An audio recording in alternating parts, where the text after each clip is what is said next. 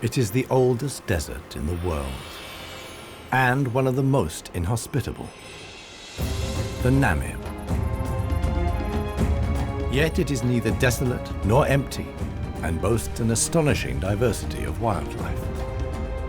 With just 20 millimeters of rainfall a year, the Namib is an extremely dry place, whilst lying in close proximity to the sea.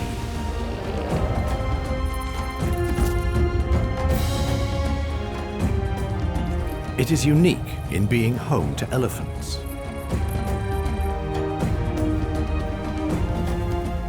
How can the animals survive such extreme conditions?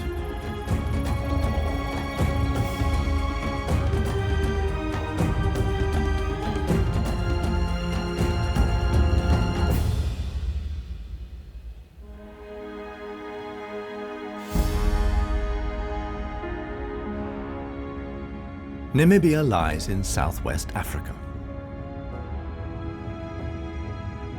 The Namib Desert stretches for almost 2,000 kilometers along the coast. To the north, the desert is crisscrossed by several dry river valleys. One of them is the Huanib Valley. It runs through the desert for several hundred kilometers and ends in the sea.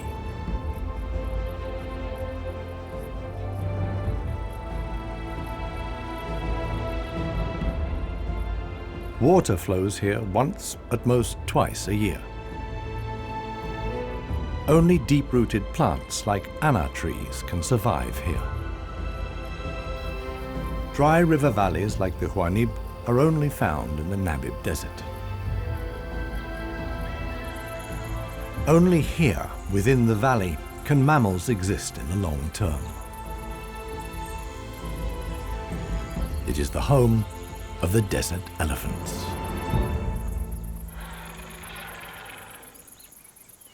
In contrast to their other African relatives, desert elephants live in particularly small family groups. They are so rare and their way of life is so special that they're under the constant supervision of scientists who've also given the elephants names.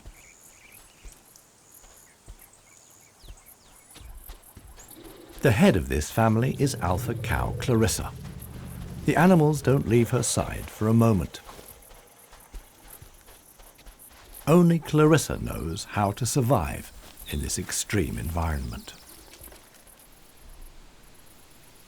The shoots of the anna tree are now ripe.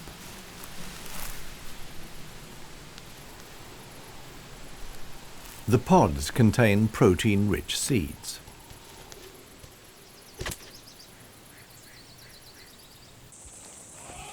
Clarissa has known every one of these trees since her childhood.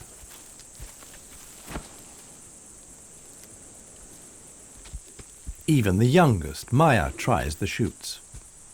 Here, however, experienced trunk tip control is required. It's easier for her to get the protein she needs from her mother's milk. Desert elephants only have half the number of calves as other elephants because they suckle them twice as long to give them a stronger start to life. The male animals stay with their mother's family until they reach sexual maturity. With mock fights, they prepare for life without the protection of the females.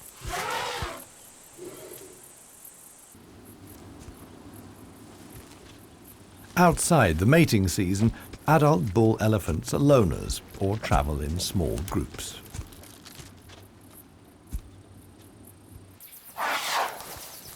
Jappy is the most skillful of them.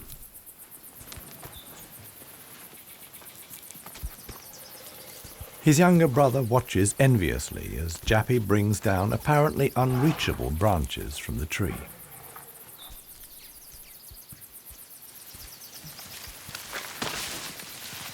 In the valley, Jappy is well known for such tricks. He learned them from his father. Friendship among bull elephants has its limits. Jappy is certainly not willing to share his branch with his younger brother.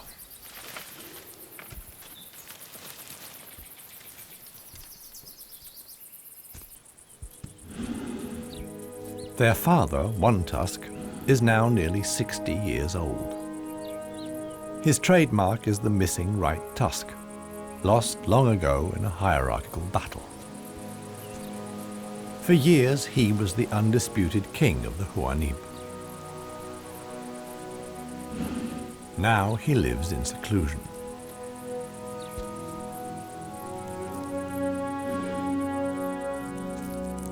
Healthy desert elephants roam for up to 10,000 kilometers a year in search of food. One Tusk's legs are weak. He can no longer keep up. The aging bull is already being watched by a male jackal, which lives in the Huanib Valley with its partner. Jackals mostly hunt smaller animals, but they wouldn't turn their noses up at a dead elephant.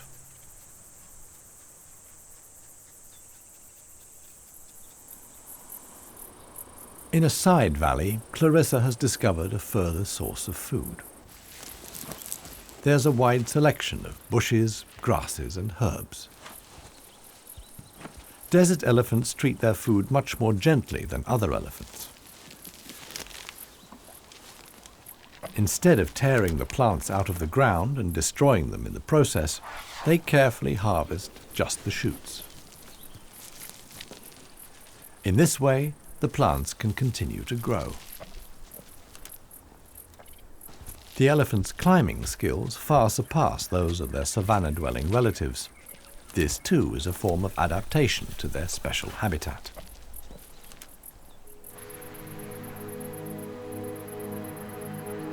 Old One Tusk has at last reached one of the anna trees in the Huanib Valley. But Clarissa and co. haven't left very much for him to eat. He desperately searches for something edible in the remnants. In vain.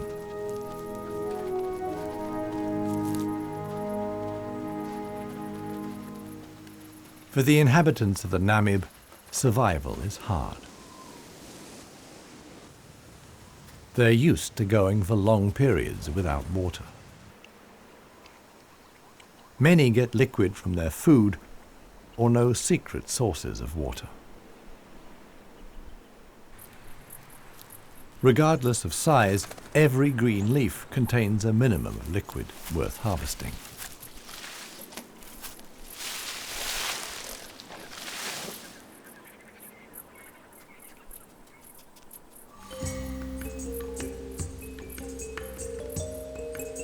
Outside the dry river valleys, there is scarcely any vegetation. Here, only extreme specialists survive. The Namib desert beetle is no bigger than a fingernail. As all animals, it depends on water for survival and has developed a special strategy.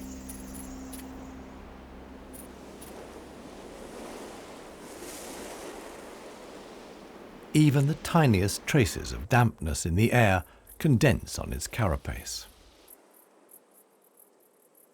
In time, a drop forms, which then flows directly into the beetle's mouth. This way of life limits the distribution of desert beetles to those parts of the desert that see fog. But where does the fog come from?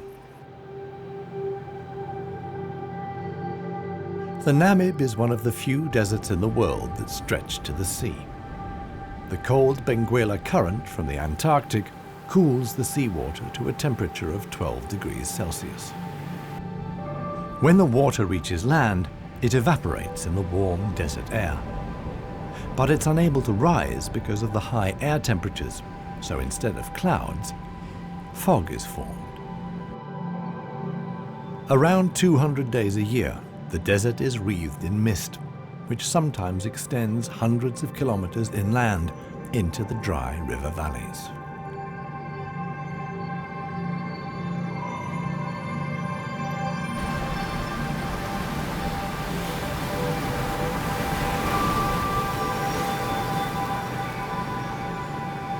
The Benguela current doesn't only bring fog, it's also rich in fish. The animals that benefit most are the brown fur seals.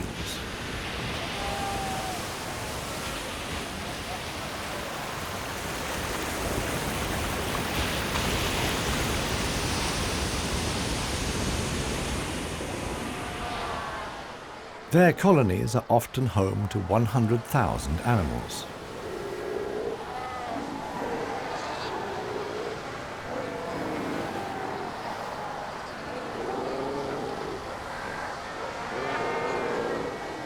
Right now, there's good reason for so many seals to congregate here.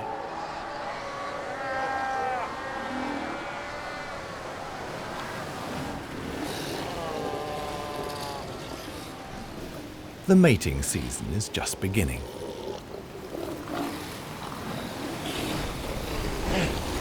Everywhere, bulls are fighting for the right to mate.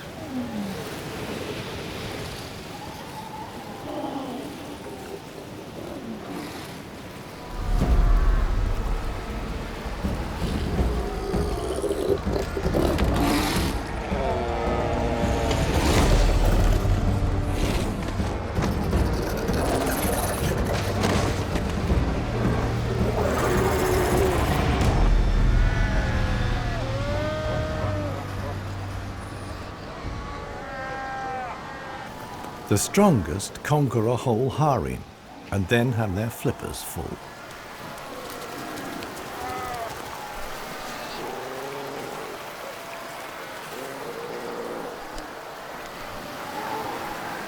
After mating, the males disappear into the sea. They're not involved in bringing up the young. The Namib Coast is a paradise for seals and seabirds. The Benguela Current has enough food for them all.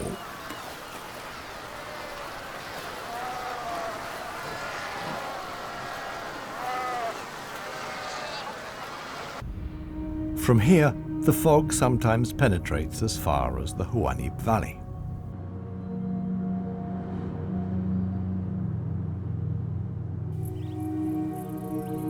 Now, even the biggest animals benefit from the moisture contained in the fog.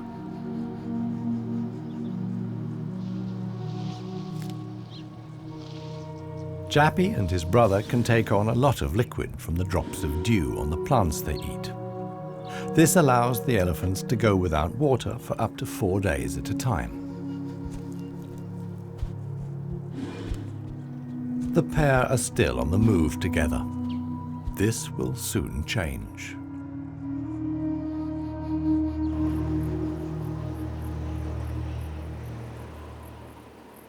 As the fog lifts, the sun illuminates a very special event.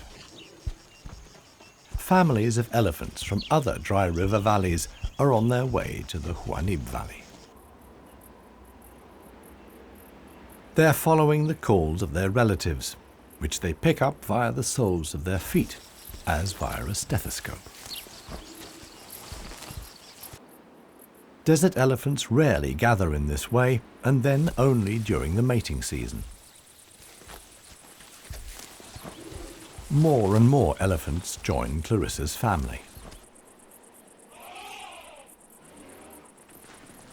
Some of the animals haven't seen each other for years and exchange affectionate greetings. Jappy and his brother are also aware of the arrival of the females. When it comes to attracting a cow, in a flash, companions become rivals. Once upon a time, One Tusk was also aroused by all the excitement. Today, it no longer has any significance for him. He wouldn't be able to deal with confrontations with other bulls.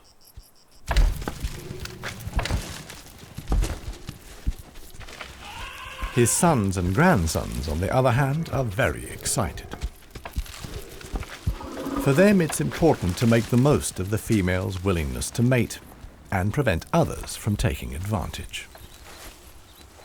In the end, however, Jappy only manages to achieve his goal by means of a trick.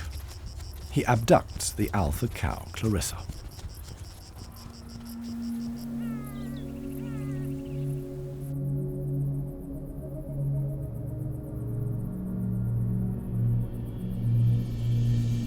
While many of the inhabitants of the valley spend the night hours asleep, this is the time of the real desert dwellers. The Namib sand gecko is only active at night. In the darkness, the little predator looks for crickets and spiders.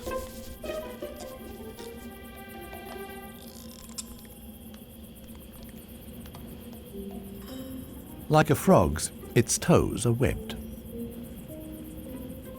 This enables the lizard to seemingly fly across the dunes without sinking into the sand.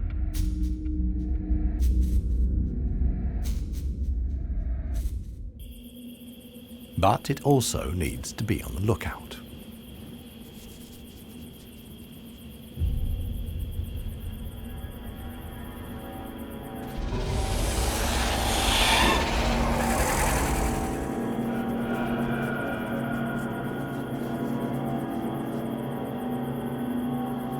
A sidewinding adder. Similar to desert elephants, beetles, and geckos, the snake has a hard life in the Namib. The sidewinding adder can only take in liquids via food. It has to hunt successfully to survive.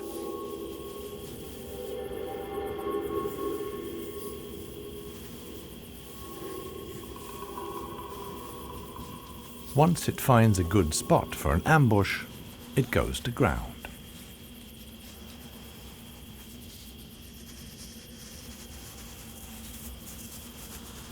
The snake is a predator that lies in wait for its prey, relying completely on its camouflage.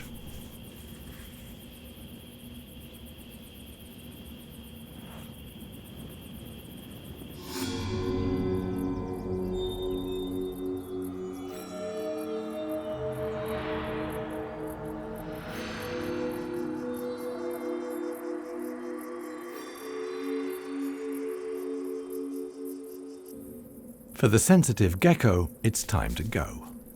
In the sun, it would quickly dehydrate. Here, too, webbed feet come in handy. The lizard uses its legs as scoops to quickly dig out astonishing underground passages. It can make tunnels 1 meter long into the ground.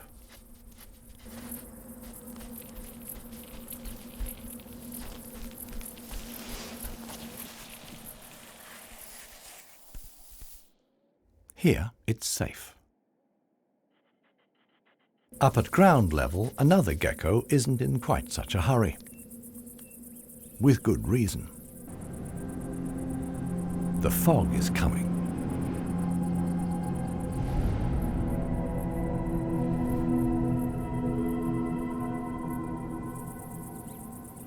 The lizard's large, mirror-like eye surfaces allow the fog to condense here. At last, water.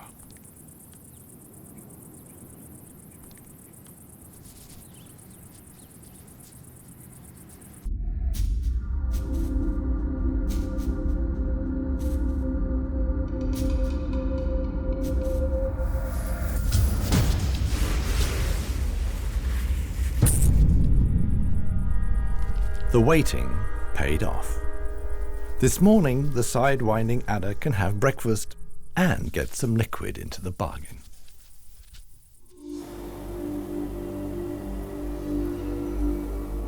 The Namibian winter is coming to an end, and with it the mild climate brought by the fog. Relentless heat descends on the Huanib Valley. 40 degrees Celsius in the shade. This is approaching the limit for even Clarissa's family.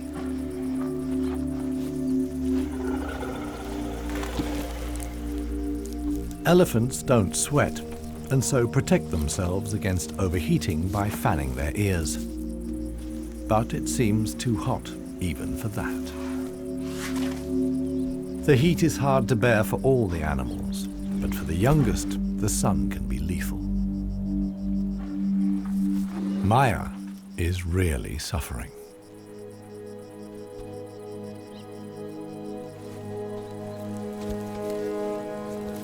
One Tusk mobilizes all his efforts for one last attempt at an Anna tree.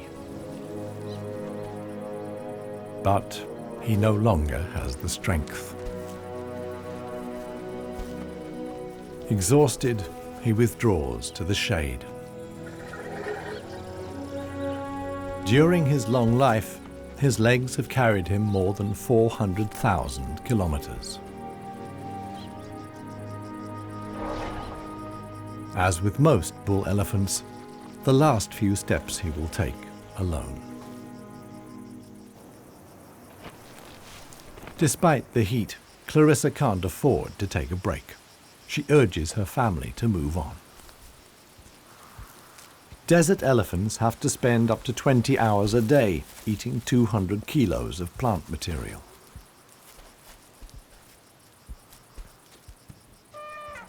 As tiring as that may be, Clarissa's family have no choice. One young bull is already so exhausted that he sleeps through the signal to move off. He only wakes up when the other elephants are already out of sight.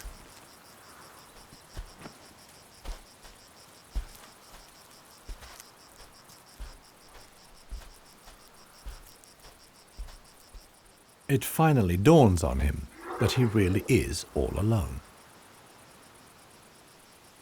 Clarissa and the rest of the family have noticed his absence.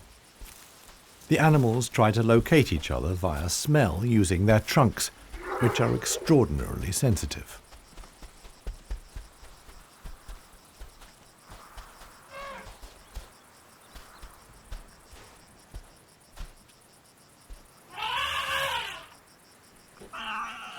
In the end, it's Maya who gives the decisive call.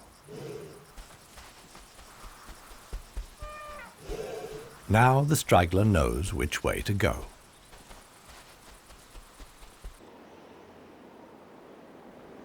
The extremely dry period shows no sign of coming to an end. 1 week later, the heat and the elephants have combined to decimate the plant life in the Huanib Valley. Vultures take up positions on the trees on the edge of the valley. Their time will come when the other animals can find nothing more to eat.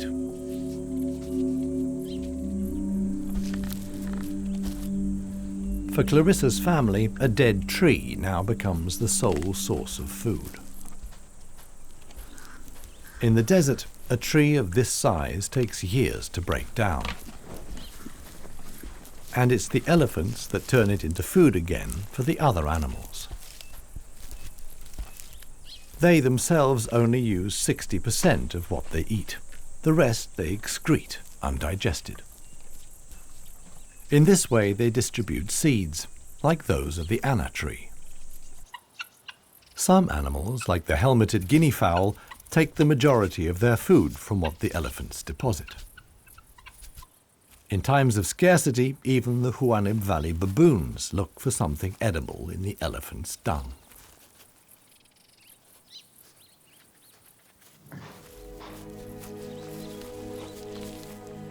Old One Tusk has one more go at the wood.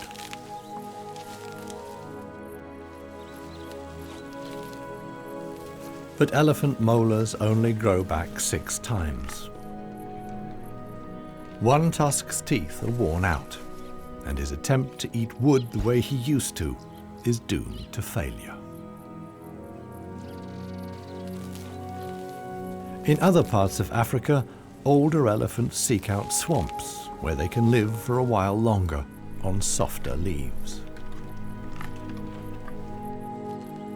Here, there is no such possibility.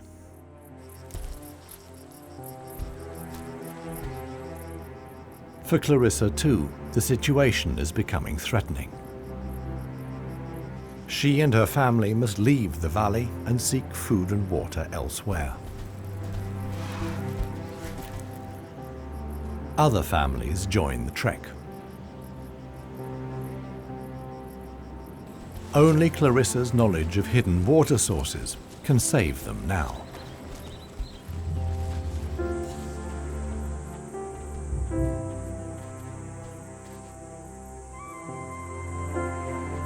Scarcely any animals are left in the valley.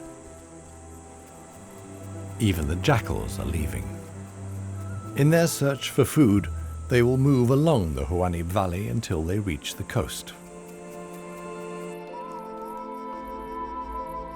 Only one tusk is too old and too tired for the trek. The one thing that could save him now is rain that would let soft grass grow.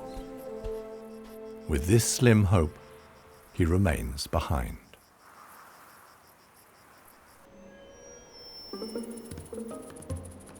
The Namib desert beetle is also looking for something to eat. In contrast to most of the desert dwellers, it is not seeking fresh young shoots. The beetle is on the lookout for plant residues. The unceasing wind is a help. It sweeps fragments of plant life together in valleys and hollows between the dunes.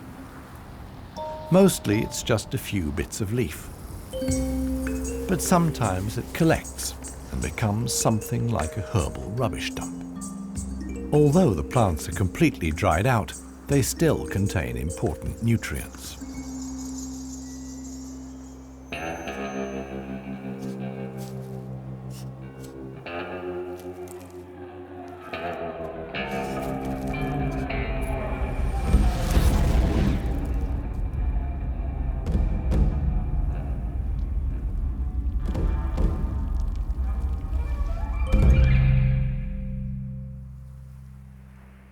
The Namaqua chameleon is one of the most dangerous hunters in the Namib Desert.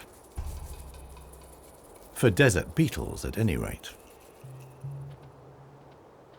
But the beetles don't usually make it quite so easy.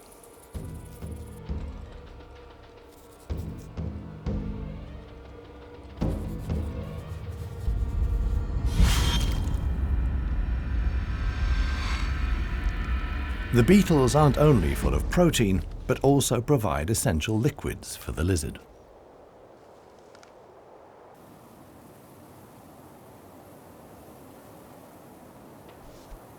Namaqua chameleons are the biggest reptiles the Namib can support. In contrast to the mammals, they can't undertake long migrations to look for food and water. So how has this lizard managed to survive in this habitat?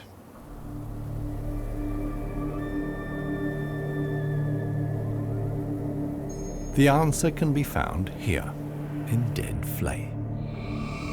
Similar to the Huanib, a river once flowed here. Along its banks, animals like chameleons penetrated deep into the desert. Hundreds of years ago, the dunes slowly invaded the riverbed and cut off the water supply. This process was so slow, however, that the animals had time to adapt to the new conditions, like the Namaqua chameleon. The only witnesses from the once flourishing flora and fauna are long-dead acacia trees. Some of them have stood here for more than 500 years.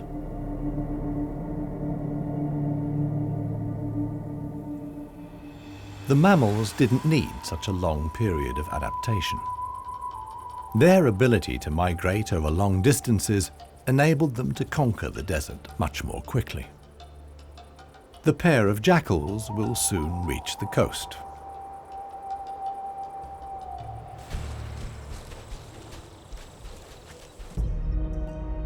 Clarissa, meanwhile, is still searching for water. Little Maya is already exhausted.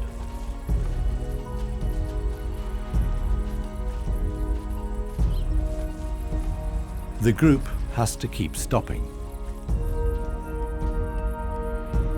The animals are reaching the limits of their strength. Clarissa can produce less and less milk for her daughter. Suddenly, a commotion as Maya sinks to her knees. But Clarissa urges her offspring onwards. It is their only chance.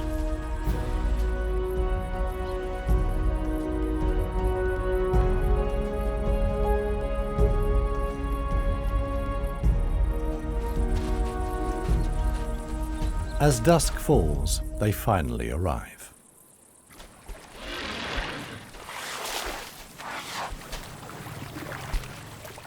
Thanks to Clarissa's knowledge, there's something to drink at last. Even when very thirsty, adult elephants can get by on 100 litres of water a day. Thus, the few watering holes that exist in the desert stay fuller longer.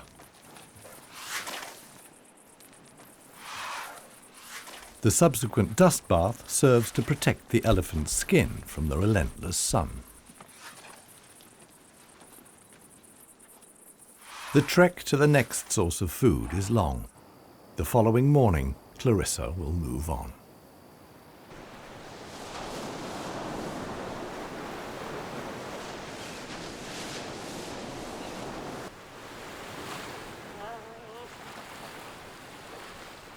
The jackals have finally reached the sea and move southwards along the coast.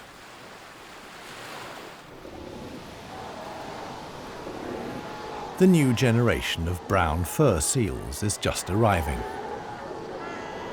Many of the mother animals are heavily pregnant. This young mother hasn't long to go.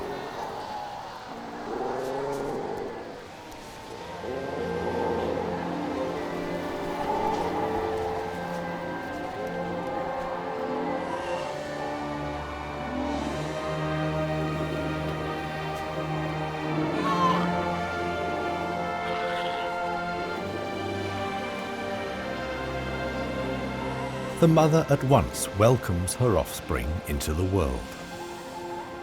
Each voice and scent is as unique as a fingerprint. The ritual creates an unbreakable bond between mother and pup.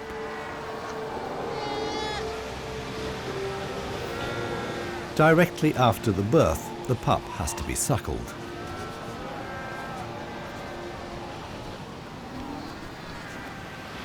The newborn is a little clumsy.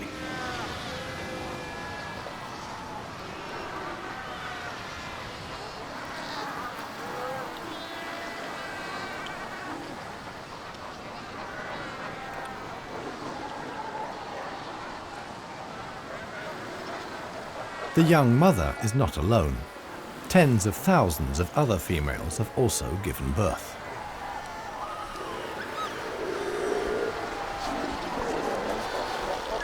Space is at a premium in the colony, a risky situation for the babies.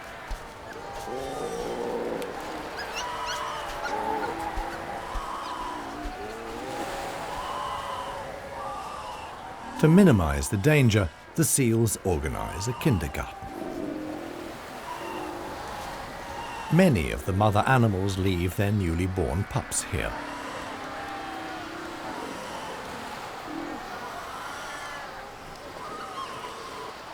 The nursery not only offers the young pups protection, but also makes it easier to find them later.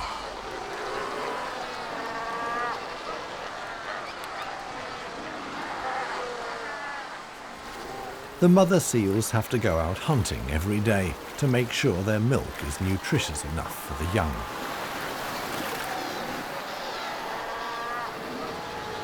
But when choosing the location of the kindergarten, they forgot about the tide.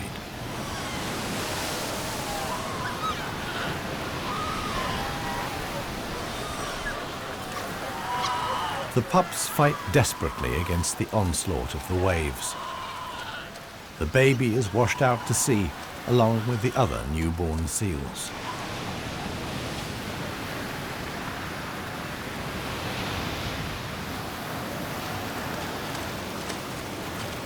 Seal pups can swim, but they don't have the protective layer of fat of adult animals. The pup fights for survival. Another is slowly but surely losing the battle. Within a few minutes, The pups are so exhausted that they can no longer keep their heads above water and drown.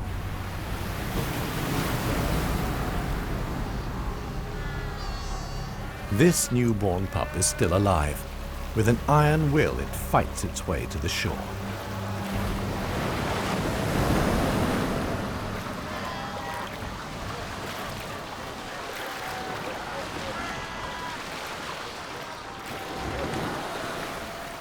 Made it.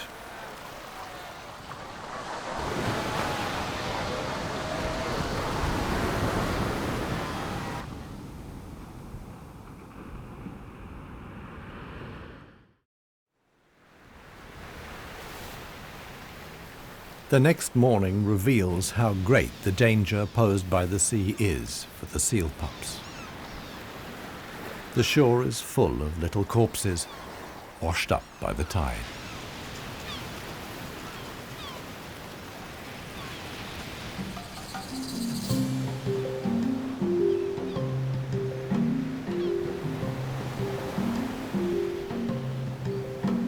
The jackals from the Huanib.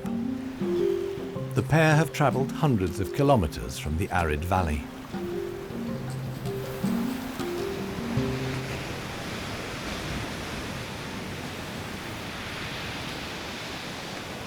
The seal colony is now their only chance of food. Jackals aren't choosy. For them, eating carrion is nothing unusual.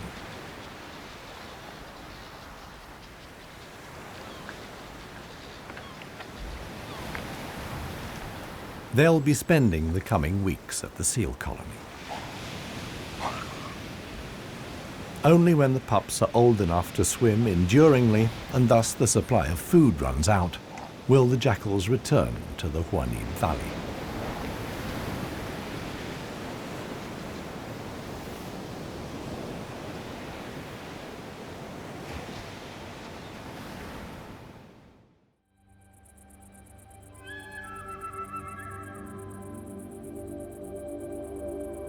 It's not only the jackals that undertake such long treks.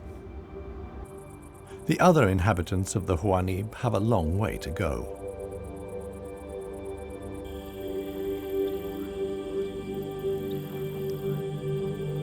An oasis hidden deep in the desert. Oasis. For the animals, the most significant water source in the Namib.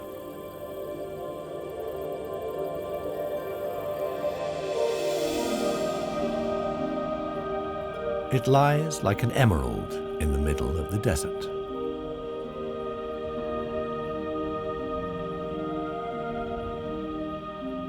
A thin band of loose vegetation lines the watering hole.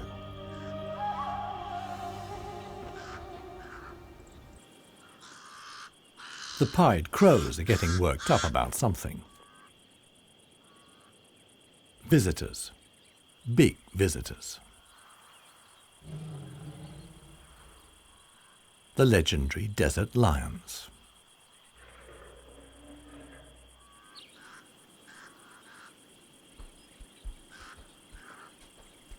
There may be 50 of them left, or it may only be 20.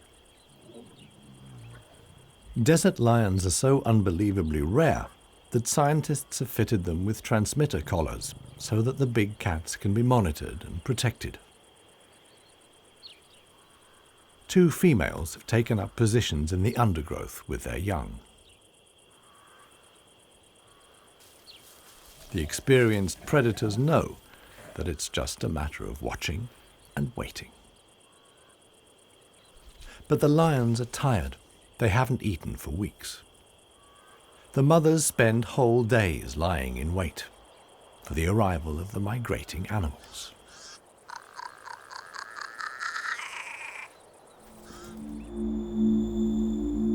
And indeed, many animals are making their way here. Like these ostriches, they all urgently need water.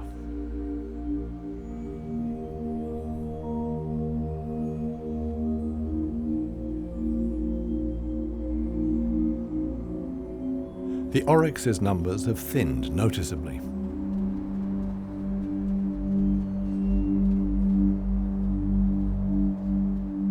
Some are lagging far behind the main column.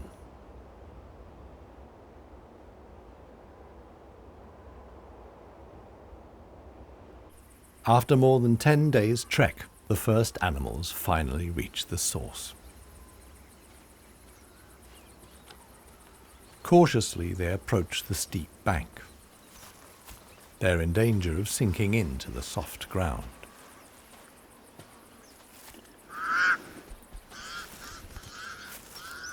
The pied crows sound the alarm again. The lioness's patience has been rewarded. They've caught one of the stragglers. One lioness keeps the oryx in check on the ground. The hunting lioness is completely exhausted. Fighting the antelope has taken the last of her strength.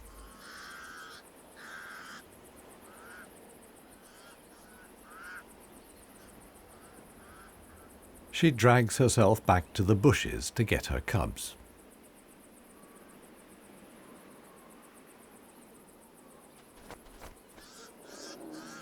The other lioness keeps the pesky crows at bay.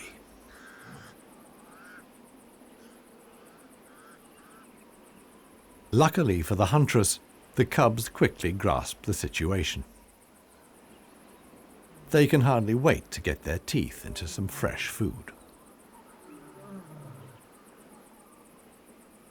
All the animals here are fighting for survival. The lionesses won this round. They've enough food now to last the coming weeks.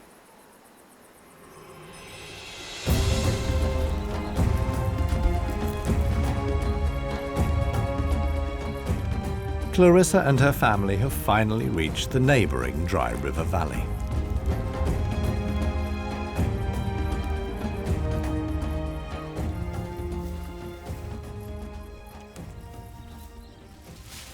The experienced cow knew instinctively that in times of drought there was some precious greenery here to feed on. The exhausted animals can at last fill their stomachs again.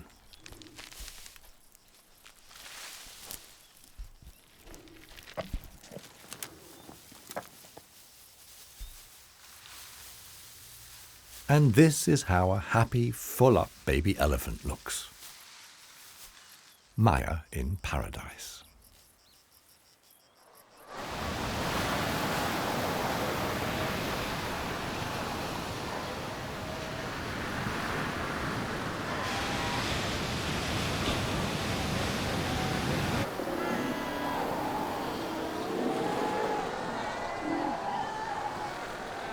The newborn seal pup is not so happy. The accidental, almost lethal bath is long forgotten. But where is its mother? She still hasn't returned from the hunt.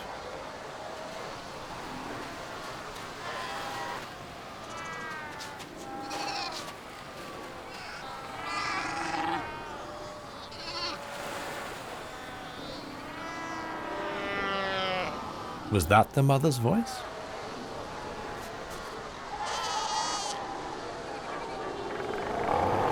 No, the pup is definitely not welcome here. Soon the heat starts to bother the baby seal, which urgently needs suckling. Exhausted, it keeps looking.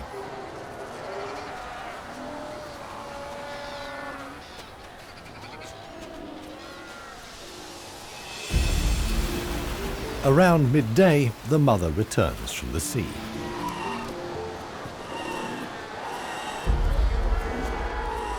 She tries to find her pup, but it's not in the kindergarten.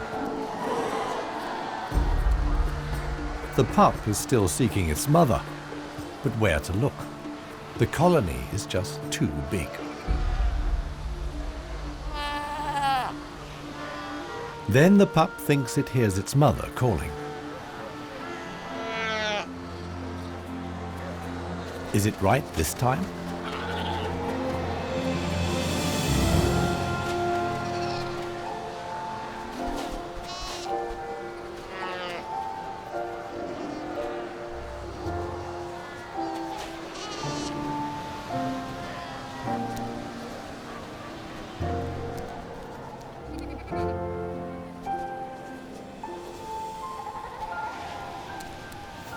Finally, mother and pup are reunited.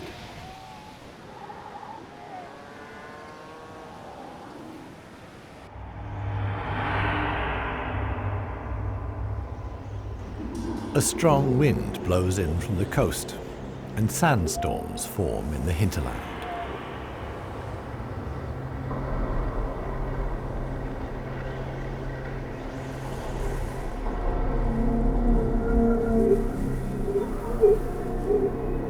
They reach the river valley where Clarissa and family have found food and shelter. Sandstorms like these are the harbingers of heavy rain. Experienced elephant cows like Clarissa know what that means. As soon as it rains, the dry river valleys will be turned into raging torrents that wash away anything in their path. Imminent danger for the family of elephants. Time to move on again. Now the safest place to be is outside the valleys. How right Clarissa was can be seen the following day. Water in the dry river valley. It has penetrated 100 kilometers into the desert. Only every 10 years or so is the rain strong enough for the flood wave to reach the sea.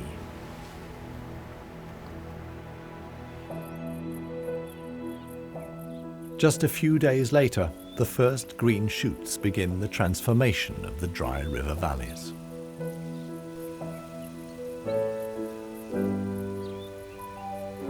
The Huanib Valley, too, is bursting with new life as the first exiles return.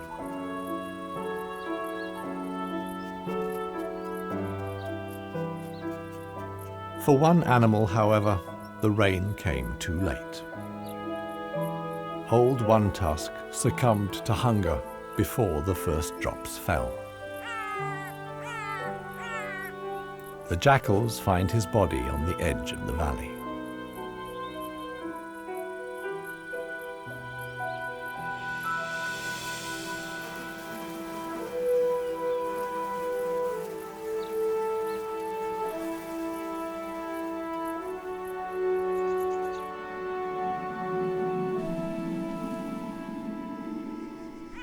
The jackals don't approach the body until evening. And thus the circle of life is complete. The next morning, long unheard calls echo through the valley.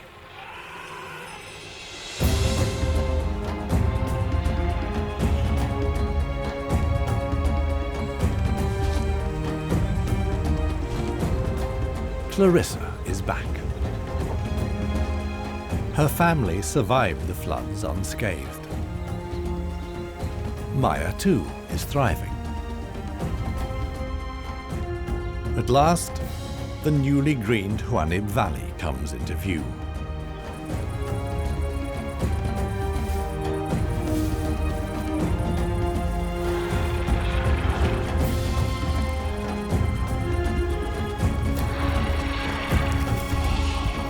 Clarissa's family is home again.